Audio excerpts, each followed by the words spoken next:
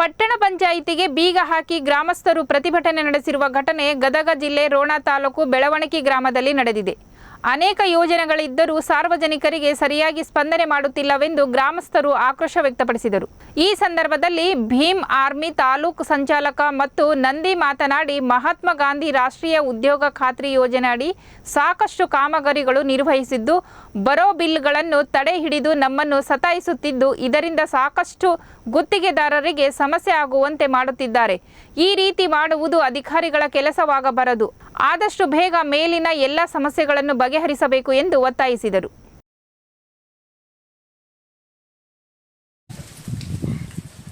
ಇವತ್ತು ಬೆಳವಣಿಗೆ ಗ್ರಾಮದೊಳಗೆ ಸಾಕಷ್ಟು ಅಭಿವೃದ್ಧಿ ಕೆಲಸಗಳನ್ನು ಕೆಲವೊಂದಿಷ್ಟು ಗುತ್ತಿಗೆದಾರರಿಗೆ ಕೊಟ್ಟಿದ್ರೆ ಆ ವಿಷಯವಾಗಿ ಇನ್ನರಿಗೆ ನಮಗೊಂದು ಸ್ವಲ್ಪ ವೈಮನಸ್ಸಾಗಿತ್ತು.